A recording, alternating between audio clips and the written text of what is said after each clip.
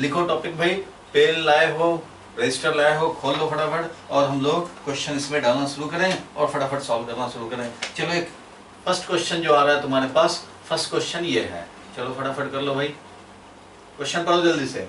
Which of the following sets cannot enter into the list of the fundamental quantities in any system of unit। किसी भी system of unit में fundamental list of fundamental quantities के list में कौन set आ सकते हैं और कौन सेट नहीं आ सकते हैं। फंडामेंटल सेट में A B C D 4 option दिए हुए हैं भाई, number 1, number 2, number 3 and number 4। इसमें बताना है which of the following set, कौन सा set cannot enter into the list of fundamental quantities in any system of unit। किसी भी सिस्टम में कौन फंडामेंटल क्वांटिटीज के लिस्ट में नहीं आ सकता। तो देखो भाई, लेंथ, मास एंड वेलोसिटी, ये क्या फंडामेंटल क्वांटिटीज के लिस्ट में आ सकते हैं किसी सिस्टम में? भाई किसी भी सिस्टम में देखो, सबसे पहली बात ये सोचना चाहिए तुम्हें इस कंडीशन में, ये कौन कौन से फंडामेंटल क्वांटिटीज के लिस्ट में आ सकते हैं। तो कुछ ना बोला जाए तो सब मैकेनिक्स की बात हो रही है। तो इसमें मास, लेंथ और टाइम 3 होते हैं fundamental, M, L and T. इसके टर्म में हम लोग बाकी डिराइव्ड क्वांटिटीज को एक्सप्रेस कर पाते हैं। यूनिट निकालना हो चाहे डायमेंशन निकालना हो, हम लोग इजिली एक्सप्रेस कर पाते हैं। कोई भी डिराइव्ड क्वांटिटी को हम लोग इजिली कर पाते हैं, यूनिट एंड डायमेंशन निकाल पाते हैं। तो इसके लिए आपको ये चेक करना है कि किसी सिस्टम में फंडामेंटल क्वांटिटीज के लिस्ट में कौन कौन आ सकते हैं। तो भाई मास, लेंथ एंड टाइम, लास्ट वाला ऑप्शन तो जरूर आ सकता है। हाँ भाई, ये तो फंडामेंटल होता ही है। कौन सा नहीं आ सकता है वो चाहिए, कैन नॉट, कौन एंटर नहीं कर सकता है। तो देखो भाई, फंडामेंटल क्वांटिटीज के लिस्ट में ऐसे क्वांटिटीज आने चाहिए सच दैट कि अदर क्वांटिटी, कोई भी other quantity means other derived quantity, obviously derived quantity अगर हम लोग एक्सप्रेस करना चाहें तो वो फंडामेंटल्स में एक्सप्रेस्ड हो सके। ऐसा लिस्ट होना चाहिए, फंडामेंटल के ऐसे लिस्ट होने चाहिए कि हमारा कोई भी क्वांटिटी एक्सप्रेशन करने के मामले में अगर करना चाहें तो कर पाए। फॉर एग्जांपल देखो, मान लो अगर ऐसा होता है कि हम लोग को स्पीड लिखना हो, स्पीड एक्सप्रेस करना हो, तो हमें लेंथ चाहिए कि टाइम चाहिए? तो लेंथ और टाइम तो चाहिए। फोर्स लिखना हो तो मास इनटू एक्सेलरेशन मींस मास भी चाहिए, एक्सेलरेशन के लिए लेंथ और टाइम भी चाहिए, तो M, L and T. Work चाहिए तो भी फोर्स और डिस्प्लेसमेंट, तो एम, एल, टी से काम हो जाता है, मास, लेंथ एंड टाइम से काम हो जाता है। सो डी वाला तो हो ही सकता है। मास, टाइम एंड वेलोसिटी, देखो भाई, मास, टाइम एंड वेलोसिटी, मास आ गया, मास है हम लोग के पास, हमें तो ऐसा ही चेक करना है कि ये तो हमें ऑलरेडी प्रूव्ड है कि सारे मैकेनिकल क्वांटिटीज मास, लेंथ और टाइम एक्सप्रेस हो जाते हैं। अब तो ये चेक करना है ना कि इसमें मास, लेंथ एंड टाइम है, हो जाएगा, सारे क्वांटिटीज हो जाएंगे। अब इसमें मास, लेंथ एंड टाइम अगर हो जाए तो वो भी हो जाएगा, सारे क्वांटिटी एक्सप्रेस हो जाएंगे। मास है, टाइम है, लेंथ नहीं है। लेंथ नहीं है तो क्या हुआ, वेलोसिटी तो है, वेलोसिटी में तो लेंथ रहता है। अगर इसमें हम लोग चेक करना चाहें, मान लो वेलोसिटी है, लेंथ अपॉन टाइम होता है, वेलोसिटी लेंथ अपॉन टाइम होता है भाई, और इसमें अगर हम लोग टाइम से मल्टीप्लाई कर दें तो वेलोसिटी को अगर टाइम से मल्टीप्लाई करेंगे तो क्या मिलेगा बताओ जरा। वेलोसिटी को अगर टाइम से मल्टीप्लाई करें, LT-1 इंटू टी करेंगे तो क्या मिल जाएगा, L मिल जाएगा, L मिल जाएगा। तो ये थोड़ा आपको लॉजिक लगाने हैं इसमें, ठीक है, कॉन्सेप्चुअल क्वेश्चन है तो ऐसे तो नहीं है, इजी बिल्कुल। तो लेंथ, मास एंड टाइम, इसमें तो सारे एक्सप्रेस हो ही जाएंगे मैकेनिकल क्वांटिटी। मास, टाइम है ही, लेंथ नहीं है, तो लेंथ हम लोग निकाल लेंगे इससे।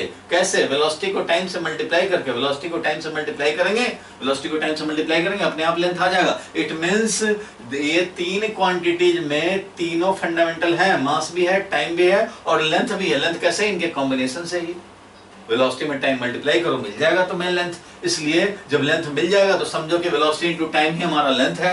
अब जितने भी मैकेनिकल क्वांटिटीज होंगे सबको एक्सप्रेस कर पाएंगे, क्योंकि अपने पास मास भी है, टाइम भी है और ये मिला करके लेंथ भी है। और मास, टाइम, लेंथ है तो सारे क्वांटिटीज एक्सप्रेस्ड हो जाएंगे। तो लिस्ट ऑफ फंडामेंटल में ये भी हो सकता है, ये भी हो सकता है। अब देखो, लेंथ, टाइम एंड वेलोसिटी, अब बताओ भाई, लेंथ है, टाइम है, वेलोसिटी है, तो क्या लेंथ, टाइम तो है, मास अब नहीं है। मास क्या हम लोग इनके कॉम्बिनेशन में मिल जाएंगे क्या? इसको मल्टीप्लाई डिवाइड करने से हमें मास मिल जाएंगे? नहीं मिल पाएंगे, क्योंकि लेंथ है, टाइम है, वेलोसिटी में क्या है, लेंथ और टाइम, मास तो यहां भी नहीं है। इसमें भी छुपा हुआ तो नहीं है जो निकाल लें हम लोग मल्टीप्लाई डिवाइड करके। सो यहाँ पे मास मिसिंग है बी ऑप्शन में। सो इसको लिस्ट ऑफ फंडामेंटल में अगर डालेंगे तो हम लोग वेलोसिटी एक्सेलरेशन तो रिप्रेजेंट कर पाएंगे। जैसे ही फोर्स की बारी आएगी, जहां मास इन्वॉल्व हुआ वहां ये सिस्टम फेल हो जाएगा। इट मीन्स फंडामेंटल क्वांटिटीज के लिस्ट में ये सेट अगर हम लोग रखें तो ये कैपेबल नहीं हो पाएगा। सो ये सेटिस्फाइड नहीं कर पाएगा। Length, mass and velocity. अब देखो लेंथ है, मास है, वेलोसिटी है। अगर लेंथ, मास एंड वेलोसिटी हो तो लेंथ मास है, टाइम नहीं है। टाइम नहीं है तो क्या हुआ? वेलोसिटी है ना, वेलोसिटी में टाइम है। लेंथ है तो वेलोसिटी है। लेंथ और वेलोसिटी से हम लोग टाइम निकाल सकते हैं, निकाल सकते हैं ही नहीं। देखो भाई, लेंथ और वेलोसिटी में हम लोग टाइम, अगर लेंथ में हम लोग वेलोसिटी से डिवाइड करें तो क्या आएगा? लेंथ है और इधर वेलोसिटी है, lt माइनस 1, तो क्या मिल जाएगा? t मिल जाएगा। इट मीन्स टाइम भी हमें मिल जाएगा। सो मास लेंथ है ही, टाइम भी मिल जाएगा, तो एक्सप्रेस हो जाएगा। क्योंकि ये तो प्रूव्ड है ना कि mlt mass length and time में सारे क्वांटिटी जो भी हैं डेराइव एक्सप्रेस हो जाते हैं। सो हमें यही चेक करने की मास लेंथ और टाइम ये तीन है कि नहीं। हमें 50 क्वांटिटी में चेक करने की जरूरत नहीं है कि सब एक्सप्रेस हो रहे हैं कि नहीं। बस mlt mass length and time मिल जाए तो बाकी अपने आप हो जाएंगे, क्योंकि तो ऑलरेडी प्रूव्ड है। तो इसलिए हम लोगों ने चेक किया, इसमें काम बन जाएगा। लेंथ है, मास है और वेलोसिटी है तो टाइम भी है। सिमिलरली ये सी वाला ऑप्शन में भी हो गया था, इसमें भी हो गया था। बी वाला ही ऑप्शन ऐसा है। So B option will be the correct option, जो कि which of the following set can not enter into the list of fundamental, तो वो बी ऑप्शन है जो कि लिस्ट ऑफ फंडामेंटल नहीं बन सकता, क्योंकि इसमें मास फंडामेंटल मिसिंग है और इनके कॉम्बिनेशन में मल्टीप्लाई डिवाइड में करके हम लोग नहीं ला सकते। इसलिए जहां कोई क्वांटिटी आएगा, मास ढूंढेगा, उसमें आएगा फोर्स आ जाए, मोमेंटम आ जाए, तो मास का हमारे पास जवाब ही नहीं है, इस सेट में है ही नहीं। सो ये फंडामेंटल क्वांटिटीज के लिस्ट में इंक्लूड नहीं हो सकता। बाकी सब हो सकते हैं। समझ गए? लिखना चाहो लिख सकते हो। इस वाले में तो ये तो है ही already mass length and time, और हमें पता है कि अदर क्वांटिटी जितने भी डिराइव्ड है सब फंडामेंटल MLT में एक्सप्रेस्ड होते हैं। इसलिए हमें MLT की तलाश थी, इसमें मिल गया, इसमें मिल गया और इस फर्स्ट वाले में भी मिल गया। बी वाले में लेंथ टाइम तो मिला लेकिन मास नहीं मिला। ठीक है, नोट कर लो इसको जल्दी से, क्वेश्चन भी लिख लो और समझ ही गया होगा आंसर। एक और छोटा सा क्वेश्चन है, very very fundamental question, basic question, लेकिन अगर कॉन्सेप्ट क्लियर ना हो या फ्रेंड से पूछोगे तो आधे से ज्यादा फ्रेंड कंफ्यूज रहेंगे फर्स्ट वाले क्वेश्चन में। और अब देखो सेकंड वाला क्वेश्चन आ रहा है। चलो भाई second question, a unitless quantity, question पूछा जा रहा है a unitless quantity never has non zero dimension, कभी भी नॉन जीरो डायमेंशन नहीं हो सकता, always have non zero dimension, may have a non zero dimension और डज नॉट एग्जिस्ट। इस तरह के 1 मार्क्स वाले आजकल क्वेश्चन आने लग गए हैं भाई। तो 1 मार्क्स का क्वेश्चन स्कूल के पेपर में भी आ सकते हैं, इंट्रेंस में तो आ ही सकते हैं, नेट जेईई में आ ही सकते हैं, इसलिए इसमें भी कुछ प्रैक्टिस होने चाहिए। सो यूनिटलेस क्वांटिटी नेवर है, यूनिटलेस मतलब यूनिट है ही नहीं, यूनिट है ही नहीं। तो इस मामले में हम लोगों ने डिस्कस किया था कि जो 7 फंडामेंटल हैं उनके यूनिट भी हैं, डायमेंशनल रिप्रेजेंटेशन भी है, बट ये जो 2 हैं उनके सिर्फ यूनिट है, डायमेंशन नहीं। ये 2 कौन कौन से हैं भाई? Angle, plane angle and solid angle, radian and steradian. अब बोल रहा है एक यूनिटलेस क्वांटिटी जिसको यूनिट ही नहीं हो, मतलब यूनिट भी नहीं है, तो डायमेंशन कैसे होगा? जिन 7 क्वांटिटी फंडामेंटल के यूनिट होते थे उनके डायमेंशन होते थे, 2 ऐसे थे जिनके यूनिट है पर डायमेंशन नहीं है। याद है ना, 2 ही क्वांटिटी, रेडियन एंड स्टेरेडियन, ये 2 यूनिट हैं जिसके करस्पॉन्डिंग मींस प्लेन एंगल और सॉलिड एंगल ये डायमेंशन लेस होते हैं दोनों, बाकी तो सबके डायमेंशन है 7। तो अब कोई कह रहा है यूनिटलेस है, मतलब यूनिट 7 और 9, 7 + 2 जो 9 है इसमें तो है नहीं, यूनिटलेस है क्वांटिटी। फॉर एग्जांपल बाकी तो डिराइव्ड होते हैं, डिराइव्ड क्वांटिटी होते हैं उनके भी यूनिट होते हैं, कुछ ही डिराइव्ड क्वांटिटी हैं। For example strain, refractive index, ratio of, देखो स्ट्रेन होता है change in length upon original length, refractive index होता है किसी मीडियम का speed of light in vacuum divided by speed of light in the medium. तो ये भी है LT-1, ये भी LT-1, डायमेंशनलेस हो जाता है। ये भी लेंथ है, ये भी लेंथ है, डायमेंशनलेस हो जाता है। सो कुछ क्वांटिटीज हैं जो यूनिटलेस हैं, तो क्या इनका डायमेंशन आ जाएगा? अगर यूनिटलेस है तो क्या इनके डायमेंशन मिल जाएंगे? ये LT-1 कैंसिल, डायमेंशनलेस। इसलिए अगर यूनिटलेस है, a unitless quantity can never have dimension, उसको कभी डायमेंशन नहीं हो सकता। ऐसा तो हो ही नहीं सकता जिसका यूनिट हो और डायमेंशन, जिसका यूनिट ना हो और डायमेंशन हो जाए, ऐसा नहीं हो सकता। यूनिट है तो डायमेंशन हो भी सकता है, यूनिट है तो डायमेंशन हो भी सकता है, नहीं भी हो सकता। बट यूनिट ही नहीं है तो डायमेंशन होने का मतलब नहीं है। जितने भी डायमेंशन वाले हैं उनके यूनिट भी होते हैं। तो अगर डायमेंशन होना है तो यूनिट भी होना है। सो एक यूनिटलेस क्वांटिटी मतलब समझो स्ट्रेन टाइप का, रिफ्रैक्टिव इंडेक्स टाइप का, इस टाइप का अगर देखा जाए तो यूनिटलेस क्वांटिटी को never have non zero dimension. मतलब नन जीरो डायमेंशन मतलब क्या? जीरो डायमेंशन नहीं। बताओ, always have non zero dimension, क्या हमेशा उसको डायमेंशन होगा? भाई यूनिट ही नहीं है तो डायमेंशन कैसे होगा? Never has non zero dimension, कभी भी, नेवर मतलब क्या? कभी नहीं, उसको नन जीरो डायमेंशन मतलब डायमेंशन वाला कभी नहीं हो सकता। तो यही तो करेक्ट है। नन जीरो डायमेंशन मतलब क्या? जीरो डायमेंशन नहीं, मतलब उसमें डिपेंडेंट होना। जीरो डायमेंशन हो जाए तो मतलब उससे इंडिपेंडेंट। अब एल का पावर हमारा जीरो हो जाए, एल का पावर एल में डायमेंशन अगर जीरो हो जाए, इसका मतलब independent of length. Non zero dimension मतलब 1 हो जाए, 2 हो जाए, 3 हो जाए, तो इसका मतलब क्या है? डिपेंड करता है लेंथ पे। तो अगर यूनिटलेस है, जिसका यूनिटलेस है, यूनिट ही नहीं है, मतलब डायमेंशन, यूनिट ही नहीं है तो डायमेंशन भी नहीं है। तो जब डायमेंशन नहीं है तो इसका मतलब नन जीरो डायमेंशन कभी नहीं हो सकता। नन जीरो डायमेंशन कभी नहीं हो सकता। तो ये ठीक बात है ना भाई, कभी नहीं हो सकता, बिल्कुल नहीं हो सकता। ऑलवेज है नन जीरो डायमेंशन, ऐसा थोड़ी है कि हमेशा उसको नन जीरो डायमेंशन मिल जाए, ये नहीं हो सकता। May have non zero dimension, ये भी नहीं है भाई। मैं क्यों लिखें? हमारा तो ऐसा है भाई, नन जीरो डायमेंशन उसको कैसे हो सकता है? जब यूनिट ही नहीं है तो नन जीरो डायमेंशन कभी हो ही नहीं सकता, क्योंकि अगर लेंथ पे हो जाता डायमेंशन तो मीटर नहीं हो जाता, मीटर स्क्वायर उसका हो ही जाता। इसलिए यूनिट नहीं है तो डायमेंशन भी नहीं है। इसलिए never have non zero dimension. May have ऐसा नहीं है, डज नॉट एग्जिस्ट ऐसा भी नहीं है। ऐसे क्वांटिटी है हमारे पास, स्ट्रेन है और रिफ्रैक्टिव इंडेक्स है, और भी हो सकते हैं रेशियो, जो सेम सिमिलर क्वांटिटीज के रेशियो हैं, उनके यूनिट नहीं है तो डायमेंशन भी नहीं है। चलो ठीक है, ये समझ गए? नोट कर लो, नोट कर लो भाई, नोट किए बिना काम नहीं चलेगा। कॉपी तो बनने ही चाहिए। लोग तो 3-3 4-4 राउंड लिखते हैं एक ही चैप्टर, आप तो कम से कम एक राउंड तो लिखने का वो मानता ही है। अब जरा कुछ हम लोग डायमेंशन के यूनिट वाइज 2 क्वेश्चन देख लिया हम लोगों ने कंसेप्चुअल। अब थोड़ा हम लोग डायमेंशन की तरफ आगे बढ़े। एक क्वेश्चन आ रहा है, देखो ये स्कूल में कई बार पूछा गया है और बहुत पहले नीट में भी आया था, 2014 में नीट में भी आया था, और अब आजकल ये स्कूल में भी आने लगे।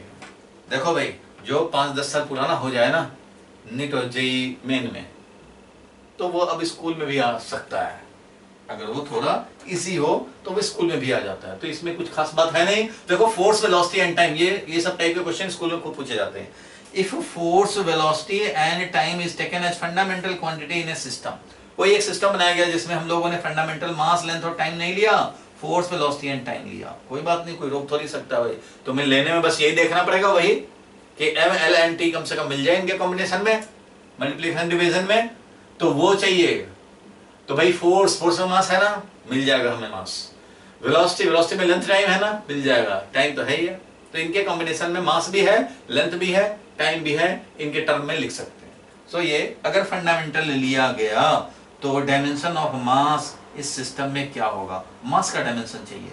तो अब मास इस सिस्टम के लिए डेराइव्ड क्वांटिटी होगा कि नहीं? बिल्कुल होगा, क्योंकि जो सिस्टम बनाए हो उसमें यह है फंडामेंटल क्वांटिटी।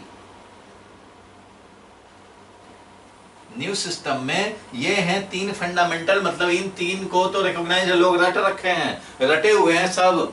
फंडामेंटल क्या होते हैं? रट लिए जाते हैं, बाकी उसके टर्म में एक्सप्रेस किए जाते हैं। तो अगर किसी न्यू सिस्टम में ये तीन तो बिल्कुल फंडामेंटल है, इसके और बेसिक में कुछ नहीं, यही बेसिक क्वांटिटी अगर हो, फोर्स के ही टर्म में बात हो, वेलोसिटी और टाइम के टर्म में बात हो, तो मास उस सिस्टम में क्या होगा? तो भाई मास उस सिस्टम में क्या होगा? तो मास उस सिस्टम में, किसी भी सिस्टम में देखो कोई भी क्वांटिटी, मान लो स्पीड ही लिखते थे तुम, mlt में लिखते थे, तो ऐसे लिखते थे ना, m का पावर 0, l का पावर 1, t का पावर -1, lt -1 डायमेंशनली, ऐसा लिखते थे ना mlt वाला सिस्टम में, जिसमें mlt फंडामेंटल होता था, ऐसा तो लिखते थे, बिल्कुल लिखते थे। और अब क्या बात बोला जा रहा है कि मास जो अब डेराइव्ड क्वांटिटी हो गया इस न्यू सिस्टम के लिए, उसको एक्सप्रेस करने हैं dimensionally in terms of these fundamental. तो हम लोग क्या समझेंगे? हम लोग ये समझेंगे कि मास, भाई तुम अब डेराइव्ड हो गए हो, अब तो तुम न्यू सिस्टम के फंडामेंटल के अकॉर्डिंगली फोर्स में, जैसे इधर फंडामेंटल पे कुछ पावर लगाए जाते थे एक्सप्रेस करने के लिए, वैसे इधर फोर्स फंडामेंटल है, इसका पावर x लगा रहे हैं, वेलोसिटी फंडामेंटल इसका पावर y लगा रहे हैं, टाइम फंडामेंटल है, इसका पावर z लगा रहे हैं। तो तुम ऐसे अब एक्सप्रेस्ड होगे, क्योंकि मास तुम अब डेराइव्ड क्वांटिटी हो और ये सब फंडामेंटल है। तो ऐसे ही तो एक्सप्रेस होंगे, जैसे इधर ये सब फंडामेंटल थे, ये डेराइव्ड था, तो कुछ पावर में रिप्रेजेंट होते थे, याद रहा तो चिपका ही दिया पावर, या नहीं याद है, नहीं पता है हमें, तो निकालना है। इट मीन्स हम लोग न्यू सिस्टम में जो फंडामेंटल थे उनके टर्म में लिख दिया, और अब चाहिए क्या हमें? तो मास डेराइव्ड को एक्सप्रेस कर दिया इसमें, अब हमें चाहिए एक्स वाई जेड का वैल्यू। यही तो क्वेश्चन है, सॉल्व करो, काम बन जाएगा। अब हमें चाहिए एक्स वाई जेड का वैल्यू कैसे निकालेंगे? तो अब जरा ध्यान से देख लो क्या करेंगे। जो फंडामेंटल बने उनके कुछ कुछ पावर लगा करके और अपना डेराइव्ड क्वांटिटी तैयार कर लिया। अब एक्स वाई जेड का वैल्यू चाहिए, तो किसी एक कॉमन सिस्टम में दोनों को रिप्रेजेंट करें, और आपको पता है वो कॉमन सिस्टम है MLT में। MLT में इसको लिख सकते हैं, MLT में इसको लिख सकते हैं, इसको लिख सकते हैं, इसको लिख सकते हैं, इस पूरे को लिख सकते हैं। तो MLT में तो भाई दोनों तरफ, इसको भी MLT में लिखा, इसको भी MLT में लिखा, तो दोनों इक्वल होने चाहिए ना, ये है ना इक्वल, इसलिए होने चाहिए। सो इसको MLT में लिखेंगे, इसको MLT में लिखेंगे। नहीं समझे? चलो नहीं समझे, दूसरे एग्जाम्पल से बताता हूं, फिर इसको सॉल्व कर लेंगे। ये पेन की कीमत है 5 रुपीज। इस पेन की प्राइस क्या है? 5 रुपीज। चलो मैं अगर बोलूं कि डॉलर में क्या प्राइस है, तो डॉलर में क्या प्राइस है, तो आपका मेथड जो भी आप सोच रहे हैं, एक मेथड ये भी हो सकता है कि let price of the pen be x dollar, let price of the pen be x dollar. ठीक है, तो इसका मतलब ये जो पेन का प्राइस अगर रुपीज में बोलूं 5 रुपीज, तो x डॉलर को जब रुपीज में कन्वर्ट करेंगे तो वो भी 5 आना चाहिए, आना चाहिए कि नहीं?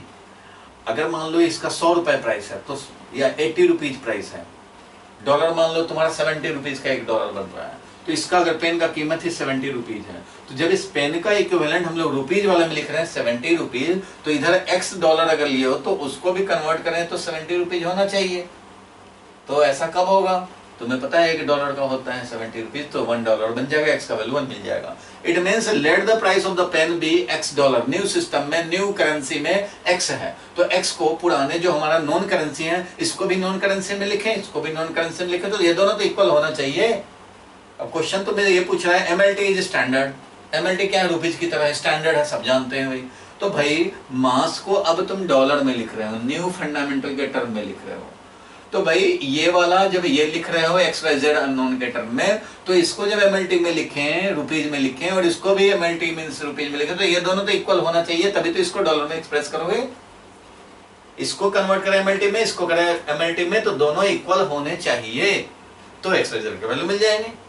समझ गए? इसका प्राइस डॉलर में हमें नहीं पता, मान लिया x डॉलर है, तो दोनों को रुपीज में कन्वर्ट किया, इक्वल होने चाहिए।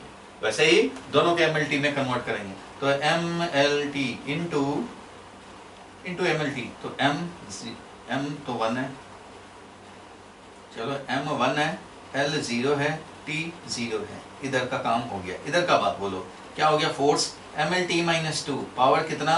x, वेलोसिटी कितना भाई? तो LT - 1, पावर कितना? y, टाइम t, पावर कितना? z। चलो भाई अब हो जाए, m का पावर बोलो क्या क्या हो जाएगा। m का पावर तो और कहीं नहीं है, तो बस यही है m का पावर x। l का x भी है प्लस y भी है, और t का बोलो, t का -2x है, -y है और प्लस z है, और इधर क्या है m1 l0 t0। बस बात खत्म हो गई। अब क्या करेंगे, comparing both side, comparing both side, क्योंकि हमें इक्वल होना है। कंपेयर करेंगे दोनों साइड। अब बताओ भाई, सबसे छोटा ये है m का पावर, मतलब पावर सबसे सिंपलेस्ट फॉर्म में x है, तो यहाँ इधर कंपेयर कर लें तो x का वैल्यू क्या मिलेगा भाई, तो इधर m का तो 1 है, तो x का वैल्यू 1 मिल गया। चलो भाई x प्लस वाई, इसके बाद x प्लस वाई, क्योंकि x पता है तो y भी ऐसे निकल जाएगा। x प्लस वाई l का है इधर power 0, it means y will be equal to minus of x, that is minus of 1, क्योंकि x तो 1 है। चलो y भी मिल गया। z की बात करें तो अब t वाले को कंपेयर करें, ये किसको कंपेयर किया था, m वाले को कंपेयर किया था, ये m वाले को कंपेयर किया, ये किसको कंपेयर किया भाई, किसको कंपेयर किया था बोलो, ये वाला कंपेयर किया था l वाले से, l वाले से कंपेयर किया तो ये मिला। अब t वाले को कंपेयर करेंगे तो क्या मिलेगा, तो t वाले को कंपेयर करेंगे तो -2x - y plus z is equal to 0, -2 into x का वैल्यू आया था 1। चलो भाई कोई बात नहीं, माइनस y का वैल्यू आया था -1, चलो कोई बात नहीं, plus z is equal to 0, it means z का वैल्यू क्या हो जाएगा बताओ भाई, z इधर ही रहने दें और बाकी सबको उधर ले जाएं। ये -2 है, उधर चला गया 2 हो जाएगा, इधर 1 है, उधर जाके 1 सब्ट्रैक्ट हो जाएगा, दैट इज क्या वैल्यू मिल जाएगा, 2 - 1 is equal to 1। So z का भी वैल्यू 1 मिल गया। तो अब इस तरह से हमारा मास जो था डेराइव्ड क्वांटिटी इस न्यू सिस्टम के हिसाब से वो हो गया फोर्स का पावर x, x बोले तो 1, वेलोसिटी का पावर y, वेलोसिटी का पावर y, और t का पावर z, तो वेलोसिटी का पावर y, y बोले तो -1, और टाइम, तो टाइम का पावर कितना भाई z, z मीन्स 1। ये हो गया मास कन्वर्टेड इनटू डॉलर, मतलब न्यू सिस्टम में मास का डायमेंशन इन फोर्स इज 1, ऐसे लिख देंगे ना, dimension of mass in force is 1, dimension of mass in velocity is -1, ठीक है, and dimension of mass in time is 1। इस तरह से हो गया, डायमेंशन मिल गया, डायमेंशन फॉर्मूला बोलता तो ये डायमेंशन फॉर्मूला है भाई, मिल गया। चेक करना चाहते हो, चलो चेकिंग करते हैं। चेक कैसे करें कि जो हम लोग लाए हैं करेक्ट लाए हैं कि नहीं, चेक करना चाहते हो, चलो भाई करो चेक। मास तो इधर मास है ही, इधर वाले को देखें, फोर्स mlt-2 होता है, mlt-2 होता है, वेलोसिटी lt-1 होता है, लेकिन इसका पावर -1 है, नीचे चला जाएगा, और t तो यहाँ t है, इसका मतलब ये मिल गया mlt-2 और एक t रह गया, और ये नीचे आ जाएगा lt-1। अब बताओ जरा क्या क्या कैंसिल होगा, l कैंसिल, -2 और t है इधर, तो -1 ये भी कैंसिल, मिला क्या, मास मिल जाएगा, मास मिल जाएगा। तो चेक करना चाहते हो, चेक कर सकते हो भाई कि जो इधर वाला आया है ये जो, वो है कि नहीं मास, है बिल्कुल मास, वो तो कन्वर्ट होकर के पता लग जा रहा है तुम्हें कि राइट हैंड साइड वाला वही है, राइट हैंड साइड वाला भी मास ही है। तो इस तरह से देखो किया क्या, ओवरऑल क्या किया और क्वेश्चन क्या था वो भी जरा देखो। ऊपर ओवरऑल ओवरव्यू कंक्लूजन जरूर माइंड में सेट होना चाहिए। क्वेश्चन था if force velocity and time is taken fundamental quantity in a new system then the dimension of mass in this system. इन तीन को फंडामेंटल बनाया तो मास को इन न्यू सिस्टम में क्या होगा, डायमेंशन फॉर्मूला या डायमेंशन का वैल्यू। तो मास को हम लोगों ने क्या किया, according to the new fundamental quantity power x y z रख दिया और अरेंज कर दिया। This is the standard format for expressing any dimensional representation. कोई भी किसी भी क्वांटिटी का डायमेंशनल रिप्रेजेंटेशन करने के लिए ये स्टैंडर्ड फॉर्मेट है। फंडामेंटल के टर्म में उठा दो power x y z unknown में, और अब इन दोनों को कॉमन प्लेटफॉर्म पे लाओ, दोनों इक्वल होने चाहिए। MLT में एक्सप्रेस किया, इधर भी किया उधर भी किया, कंपेयर किया और x y z के वैल्यूज मिल गए। जब वैल्यूज मिल गए तो हमें मिल गया डायमेंशन फॉर्मूला। आंसर ये है, बाकी चेक करने का तो चेक कर लिया हम लोगों ने। तो लिख लो फटाफट, पॉज लगाओ और लिखो, पॉज लगाओ और लिख लो। लिख लिया, यहां तक लिख लिया, चलो आगे पॉज लगा करके और लिखें। ये भी लिख लिया जल्दी भाई, कॉपी पेन तो बिल्कुल रेडी रहने चाहिए, तभी फायदा है। और पॉज लगा करके फिर इसको लिख देंगे कि चेक भी हो गए और काम भी बन गया। बहुत अच्छा भाई, बहुत अच्छा, ये तो बिल्कुल हलवा की तरह है क्वेश्चन। बस वैसे ही है, बस सिस्टमेटिकली चलते रहो, ऑनेस्टी रखे रहो, एकदम मस्त हो जाएगा। नेक्स्ट क्वेश्चन देखो इसी के बेसिस पे, इसको जरा फटाफट 2 मिनट में तुम ट्राई लगाओ, पॉज लगा करके फटाफट ट्राई करो, देखो मस्त होना चाहिए।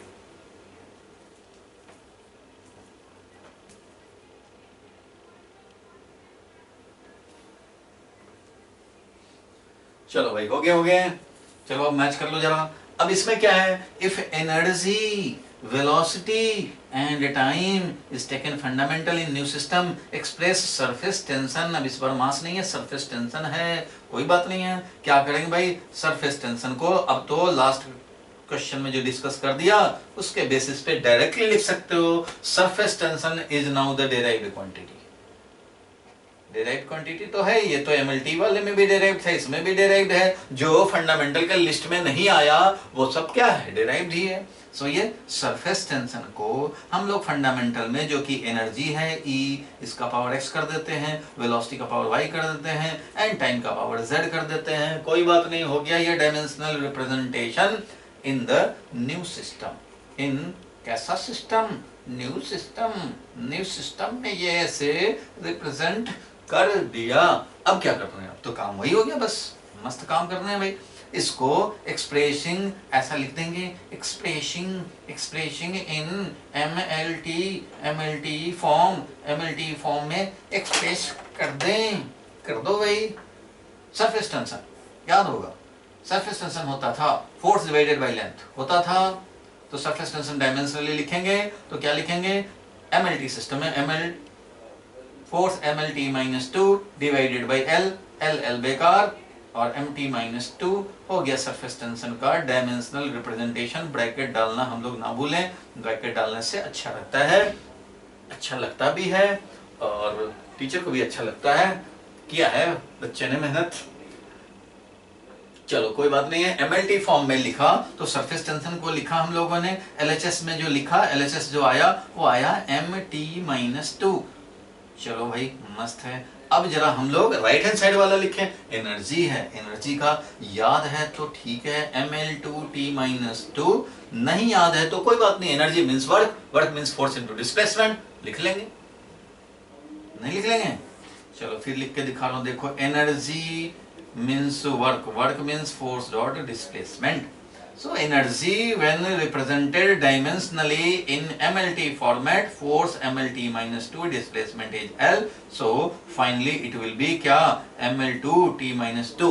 ये तो है भाई मस्त, बहुत बढ़िया बहुत बढ़िया, ये तो हो गया भाई।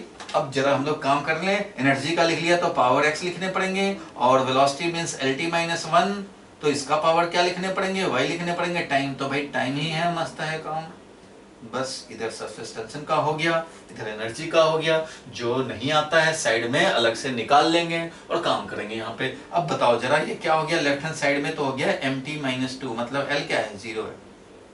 इधर क्या हो गया भाई, तो M है और कहीं तो M है ही नहीं, तो M का पावर x, L का 2x और L प्लस y, और L नहीं है, t-2x t-y t plus z। चलो ये मिल गया। अब हम लोग क्या करें, कंपेयर करें। अब क्या करेंगे भाई, कंपेयरिंग LHS एंड RHS, यही काम करेंगे। ये काम तुमने किया होगा अभी 2 मिनट का जो तुमने पॉज लगाया था उसमें ये काम किया होगा। अब कंपेयर करोगे, सबसे छोटा x वाला है, इसको फटाफट निकाल लें। x का m वाला तो 1 है, इसलिए x का वैल्यू 1 मिल गया। अब देखो यहाँ पे 2x प्लस y कितना है, L वाला बोलो कितना है, 0 है। तो y का value -2x minus 2x means minus 2 into 1 that is minus 2। So y का वैल्यू भी मस्त माइनस 2 आ गया। उसी तरह से अब z का वैल्यू निकालेंगे तो उसके लिए कंपेयर करेंगे इसका, तो minus 2x minus y plus z is equal to time का क्या है माइनस 2 है। चलो भाई कोई बात नहीं, यहाँ पे z छोड़ दिया जाए,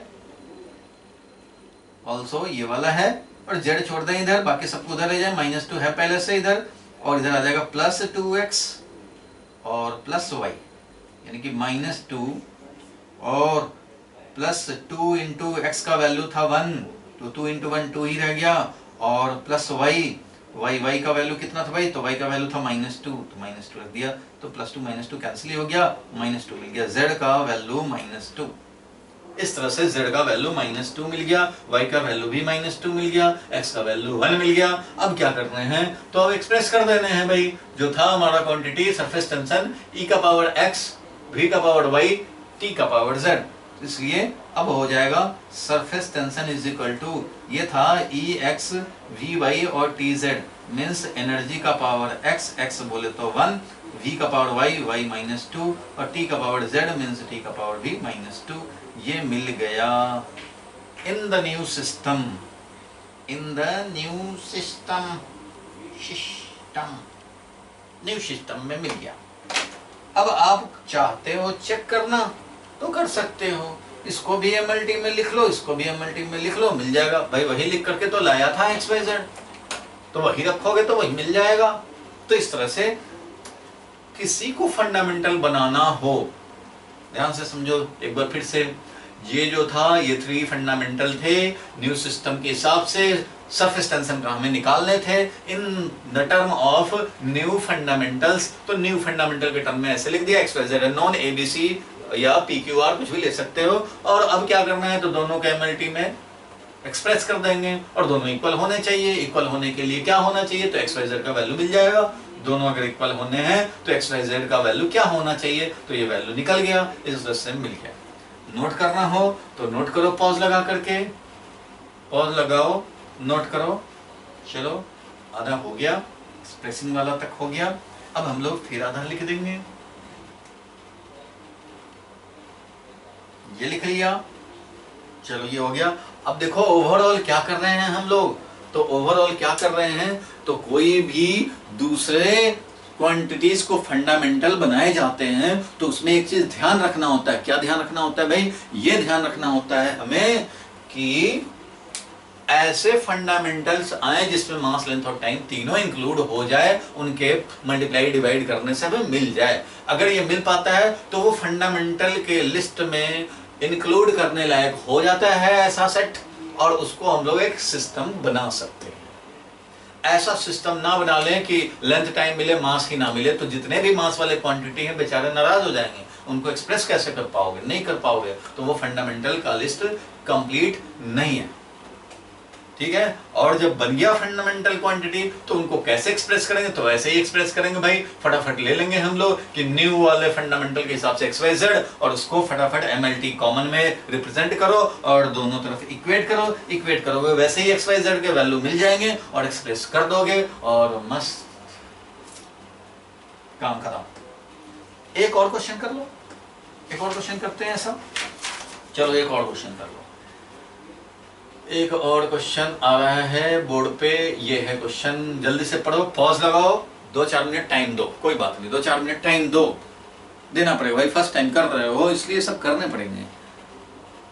हार्ड वर्क का कोई सब्स्टिट्यूट नहीं है, करने पड़ेंगे, इसलिए पॉज लगाओ। तुम्हें मेथड पता है, इस तरह काम कर सकते हो। स्लाइड वेरिएशन हुए होंगे, कोई बात नहीं, उतना तो आप कर सकते हैं, उतना तो आप होशियार हो। If density, coefficient of viscosity and radius r is considered fundamental, radius ये तो है ही, लेंथ है भाई, डेंसिटी बहुत अच्छे, कोफिशिएंट ऑफ विस्कोसिटी नहीं पता है तो साइड में निकाल लेंगे। Find dimensional formula for critical velocity in the new system. अरे भाई क्रिटिकल वेलोसिटी हो या वेलोसिटी हो, डायमेंशनली तो कोई फर्क पड़ता ही नहीं है। वेलोसिटी तो वेलोसिटी है, चाहे क्रिटिकल हो या सुपर क्रिटिकल हो, या रमेश वाला वेलोसिटी हो या 5 स्टार जाने का वेलोसिटी हो, कोई भी वेलोसिटी तो वेलोसिटी है, इसको लिखेंगे इन टर्म्स ऑफ, अगर एक्सप्रेस करने हैं डायमेंशनली तो ऐसे, और रिलेशन अगर डिराइव करने होते कि भाई क्रिटिकल वेलोसिटी डिपेंड कर सकता है इस पे, तो उसको कैसे करते भाई, तो उसको डायमेंशनलेस कांस्टेंट और डेंसिटी का पावर x और कोफिशिएंट ऑफ विस्कोसिटी का पावर y, रेडियस का पावर z डिराइव करना हो तो ये काम, to derive relation, third use देखा था ना लास्ट वीडियो में, to derive relation for critical velocity, ठीक है, वो काम करना होगा, डिराइव करना होगा। Third use of dimensional analysis ये काम करेंगे कैसे भाई, तो पॉसिबल डिपेंडेंसी समझेंगे कि इस पे डिपेंड कर सकता है। वैसे ये क्वेश्चन है नहीं, अभी तो तुम्हारा है कि ये फंडामेंटल बने तो इनमें डायमेंशनली एक्सप्रेस करना है, लेकिन मैं ऐसे बता रहा हूं कि अगर हो जाता ऐसे कि बोलता भाई कि हमारा क्रिटिकल वेलोसिटी में depend on these three quantities और क्रिटिकल वेलोसिटी का एक्सप्रेशन डिराइव करो, तो उस कंडीशन में ऐसे काम करते थे, याद है ना, क्रिटिकल वेलोसिटी में डिपेंड ऑन डेंसिटी का पावर x, में depend on coefficient of viscosity का पावर y एंड में डिपेंड ऑन रेडियस का पावर z। तो इस तरह से करके और कंबाइन करते थे, ऐसे पॉसिबल रिलेशन मिलते थे। लास्ट वीडियो वाला कंटेंट, जस्ट लास्ट वाला 2.10।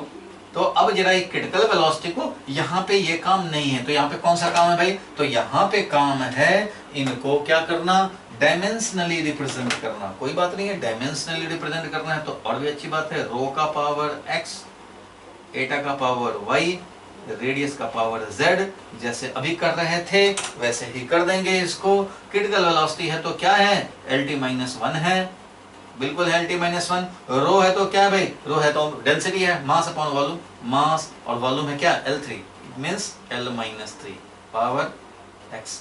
कोफिशिएंट ऑफ विस्कोसिटी, फिर आ गया कोफिशिएंट ऑफ विस्कोसिटी, ये बार बार निकालते हो आप। कोफिशिएंट ऑफ विस्कोसिटी क्या होता है डायमेंशनली, तो शायद m और L-1 T-1, शायद ऐसा होता है, जिससे मुझे याद आ रहा है, वैसे मैं ये कंफर्म ऐसे नहीं लूंगा, इसको चेक भी कर लेंगे साथ में, निकाल लेते हैं, क्या प्रॉब्लम है भाई, तुरंत निकाल लेंगे। तुम्हें याद होगा विस्कस फोर्स होता है एटा, area and velocity gradient, last class में भी देखा था, ये फॉर्मूला है, इसके बेसिस पे हम लोग एटा लिख सकते हैं, force into delta x divided by area into velocity difference. Velocity gradient के लिए वेलोसिटी डिफरेंस चाहिए होता है, तो यहाँ पे लिख लेंगे भाई dimensionally if we represent this then it will be MLT-2, ये हो गया डेल्टा एक्स L, एरिया हो गया L2 और ये हो गया LT-1। तो बताओ क्या मिला भाई हमें फाइनली, तो m मिला। L का देखो हिसाब किताब क्या होगा, तो L2 है यहाँ पे, यहाँ L3 है, इट मींस L-1 हो जाएगा, और T की बात करें T-2 है इधर, और T यहाँ पे -1 है, इसलिए T इधर जाके +1 हो जाएगा, तो -2 + 1 -1 हो जाएगा। सो m L-1 T-1 जो पहले लिखा था वो भी करेक्ट है भाई, m L-1 T-1 ऐसा कोफिशिएंट ऑफ विस्कोसिटी। तो ये साइड में निकाल करके हम लोग दिखा देंगे, अच्छा रहेगा, दिखा दोगे तो टीचर भी समझेंगे कि रटा हुआ नहीं है भाई। Coefficient of viscosity m L-1 T-1 power y और रेडियस है L पावर z, काम करेंगे वैसे ही, इधर हो गया LT-1, इधर हो गया m का कितना x ओनली और प्लस y, और L का क्या हो गया -3x माइनस y और प्लस z, और t का क्या हो गया, तो इधर है नहीं t, इधर है -y, बस। अब इन दोनों को क्या करेंगे, कंपेयर करेंगे। क्या करेंगे, कंपेयर, वही वाला काम, कंपेयर करोगे, किया होगा अभी तुमने किया होगा, और इससे वैल्यू मिल जाएगा। सबसे पहले y वाला ही देख लेंगे, -y किसका है, t का पावर है, t का पावर इधर -1 है, सो y = 1। चलो भाई y = 1 मिल गया। अब इसका काम करेंगे, y का वैल्यू पता ही हो गया है, तो x + y = मास वाला कितना है, 0 है, तो x + y is 0, so x = -y minus of 1, -1 हो जाएगा, y का वैल्यू 1 है, तो चलो ये -1 हो गया, t और ये हो गया। अब इसका L वाला देखेंगे, तो -3x minus y plus z = L वाला है 1। सो x y निकल चुका है, और क्या निकल चुका हम लोग का, y पता है, एंड x इज नोन, तो z मिल जाएगा, z = 1 - 3x 1 + 3x + y, 1 + 3 into x का वैल्यू था -1 प्लस y का वैल्यू है 1, तो 2 minus 3 that is 2 minus 3 minus 1 z is also minus 1 काम हो गया बस x y z मिल गया मस्त अब क्या अब तो कुछ नहीं critical velocity is equal to rho का पावर x था एटा का पावर y था और r का पावर z था देखो ऊपर यही वाला हमने यहाँ लिख लिया अब x y z का वैल्यू रख देने हैं अब बताओ भाई रो का x है x का वैल्यू कितना आया था -1 एटा का वैल्यू कितना आया था y मींस 1 और रेडियस का कितना आया था रेडियस पावर z है -1 तो रेडियस का -1 ये हो गया क्रिटिकल वेलोसिटी डायमेंशनली रिप्रेजेंट करेंगे इन द न्यू सिस्टम तो ये मिल जाएगा इन द न्यू सिस्टम चाहो चेक करना तो फिर एमएलटी में लिख करके चेक कर सकते हो मिल जाएगा सेम क्योंकि वही रख करके तो निकाला है सो डायमेंशनली जो रिप्रेजेंट करना था कर लिया और हमें कोफिशिएंट ऑफ विस्कोसिटी की जरूरत पड़ी कोफिशिएंट ऑफ विस्कोसिटी की जरूरत पड़ी तो निकाल लिए अलग से ठीक है नोट कर लो भाई जल्दी से पॉज लगाओ भाई ये सब नॉर्मल स्कूल बेस्ड हम लोगों ने क्वेश्चन देखे पॉज लगा करके लिखो सब नॉर्मल स्कूल बेस्ड था सब स्कूल बेस्ड क्वेश्चन थे इंट्रेंस बेस्ड क्वेश्चन और थोड़ा ट्रिकी होते हैं एक दो इंट्रेंस के भी थे पहले जमाने के आए हुए 8-10 साल पहले के तो अब कम से कम हम लोग अच्छे से एक एंट्रेंस का क्लास के लिए भी अच्छे लेवल के क्वेश्चन कलेक्ट करके वो मैं आपको करा दूंगा जो प्रीवियस ईयर जेई में या एडवांस में या नीट में आए हैं वैसे क्वेश्चंस को कलेक्ट करके उसको करा दूंगा 8-10 क्वेश्चन फिर आपका पक्का हो जाएगा वैसे यूनिट एंड डायमेंशन बहुत बड़ा टॉपिक नहीं है बहुत बड़ा टॉपिक नहीं जिसमें बहुत सारे क्वेश्चन हो सकते हैं इन्हीं टाइप के क्वेश्चंस जनरली आते हैं वैसे मैं और 5-7 क्वेश्चन 10 क्वेश्चन कलेक्ट करके और ट्रिकी लेवल के क्वेश्चन यानी एंट्रेंस लेवल के क्वेश्चन कराऊंगा उसको अलग से उसके वीडियो के कवर पे ही लिखा होगा जेई नेट बेस्ड ठीक है तो वो वाला काम देख लेंगे